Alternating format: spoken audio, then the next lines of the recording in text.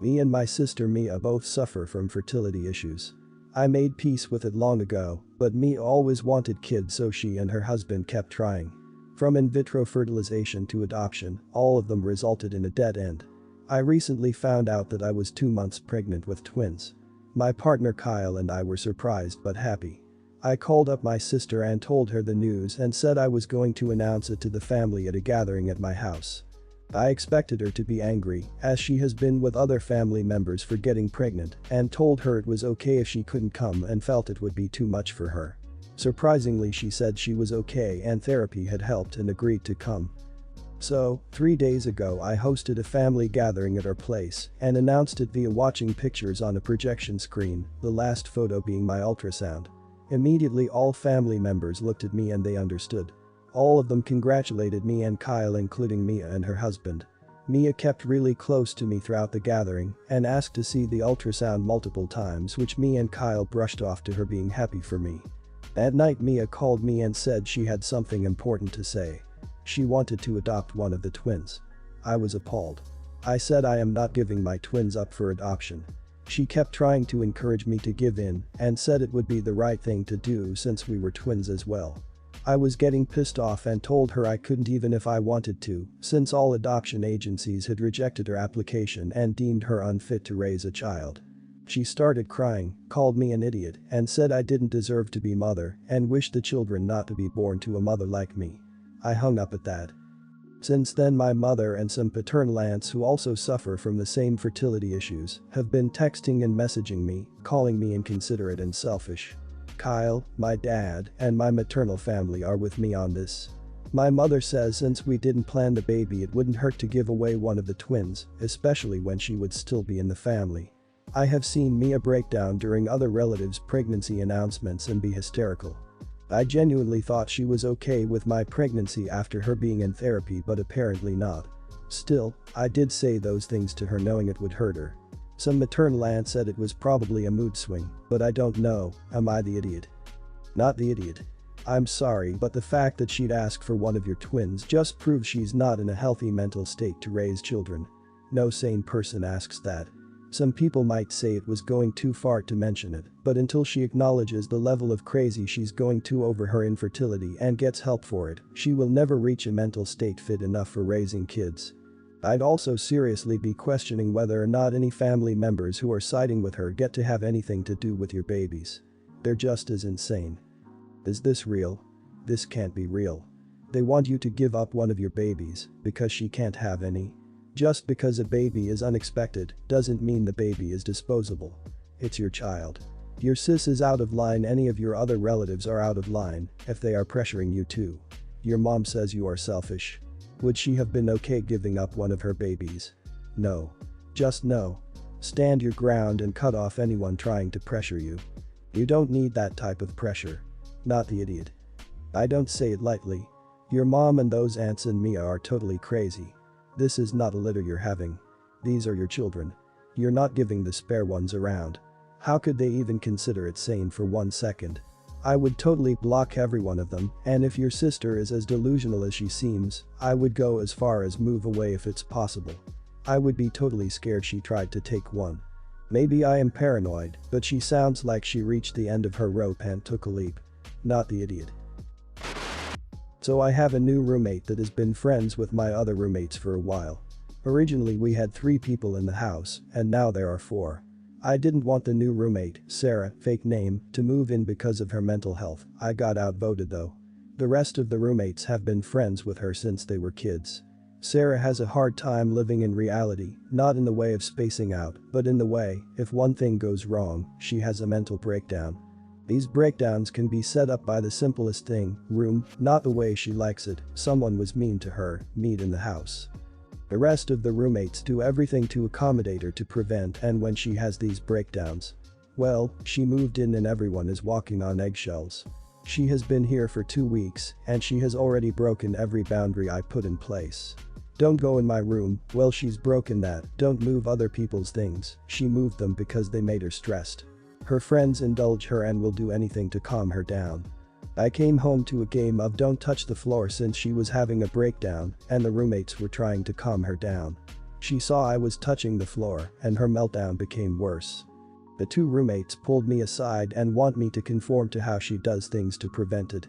There is a giant list of things to do that I could prevent it. Some of them are easy to do, like don't leave wrappers near the dishwasher, but some of them are ridiculous. A special way to fold my clothes, banning pesto and garlic from the house, she isn't allergic, joining in on the lava game to calm her down. I told them no, and this is actually why I didn't want her to move it. That she needs to get a grip on reality or start trying by getting a therapist or something. I'm not changing my crap and not walking on eggshells near her. They called me an idiot and that I'm putting her mental health at risk. So, am I the idiot? Not the idiot if she's really that bad as you say. You've been nice enough to put up with that until now and even offered to follow some of the rules they had for you, which was perfectly fine. But if she's consciously overstepping boundaries, what the hell is she doing in your room anyway? She isn't to go in there as long as you don't say it's okay for her to do so. And is an absolute wreck, like you said she is, then she belongs in either a special institution where she learns to live the closest to normal as possible, or at least in intensive therapy. Not the idiot. These are all Sarah's problems, but Sarah and your roommates are trying to make them yours. Sarah needs to get into therapy and find a way to cope with her issues that does not involve her controlling other people's lives. Your roommates are not doing her any favors by enabling this behavior. Unfortunately, since they have all decided to enable Sarah, you may need to find a new place to live. They are also idiots for letting Sarah move in when you did not want her to. Absolutely not the idiot. Did you get outvoted? What the hell? Getting outvoted on who does what chores or what movie you're all going to watch or takeout you're all going to have that night is one thing. There should be no outvoting when it comes to a human being living in the home. If one person isn't comfortable living with another, they don't get to move in, period. These people don't value your opinion and don't respect your boundaries. You need to find new roommates. This occurred over the course of months, and I was recently telling my family about this story, and my sister got mad at me and called me a stereotypical against women, but none of my actions had anything to do with that. I work at a small client service office. It only has about 50 people, all male, with the exception of a few support staff that were women. At the beginning of 2019, we had a new hire to our professional team who was a female. She initially fit right in at the beginning, but slowly she started to make changes and change our workplace for the worse. Prior to her joining, we had a very relaxed atmosphere. We'd curse, talk more explicitly, etc. No one seemed to mind, even our direct managers didn't care. But she complained about foul language and behavior, and soon our HR person got involved and told us we had to keep it more professional. Additionally, she was catty and would report people every so often. Essentially, she was making the workplace sterile and boring. We couldn't let loose as much, and all conversations had to be workplace appropriate. Our team would even have our own little events like going out drinking together afterwards or going to concerts together, and obviously, we excluded her, which she got wind of and, obviously, reported it. So now we weren't allowed to hang out as a team unless all were invited after work. I eventually told our team to not help her out with any projects and give her the bare minimum of assistance if she needed it. Most of the team agreed, and within a few months' time, her performance dropped. I also made sure to report her every time she inconvenienced me. She eventually had a mini breakdown and ended up quitting. Obviously, at work the immediate team celebrated, but my sister apparently thought it was stereotypical against women. I told her if this had been a male doing it, we would have excluded him too. You're the idiot. First, no one thought it was an issue that the company consisted of all men in the important roles, while women were relegated to support staff. What is this, 1950? Beyond that, you absolutely were stereotypical against women. I can only imagine what a boys' club it was there and what the explicit talk really was. It's not unreasonable to want to come to work in a professional environment, and if your behavior rose to the level of her complaining to HR, the problem is not her. That poor woman. You're the idiot. Your workplace is not an environment where you should feel entitled to let loose. You were acting and speaking like a bunch of jerks, and she rightfully tried to amend the toxic environment she was working in. This was stereotypical against women, by the way. I can't imagine you would have described a man as catty if the genders were reversed. If her gender didn't matter, you wouldn't need to constantly reiterate that she was the only woman on your team. You're the idiot. I hope you read all the comments and realize you need to reconsider your actions versus finding ways to justify what happened. Yes, you were a bully. It sounds like you don't think what you did is bullying, and so you can justify it and believe you didn't do anything wrong. Your retaliation for her actions was bullying. You honestly acted like a child when something you liked was taken away from you. Her actions also had legitimate professional reasons. Their reason was, "But this is what I like." So, about a month and a half ago my 32 husband, 37, texted me and told me he didn't know about us, then called later that night to say he wanted a divorce. That he wasn't happy. The very next day, he went to her 23 house. And he's been there pretty much ever since. We have 3 kids. 12, 6, 1. I've been a stay-at-home mom the last year and a half to be with our youngest, and because COVID. So this has left me scrambling, trying to wean our son, find childcare, and get a job.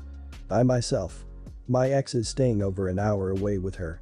We have pretty much no savings, and he's still paying the bills here until I can find a job and childcare. Now, I've had calls back about jobs, but every daycare I have contacted is full. All of them.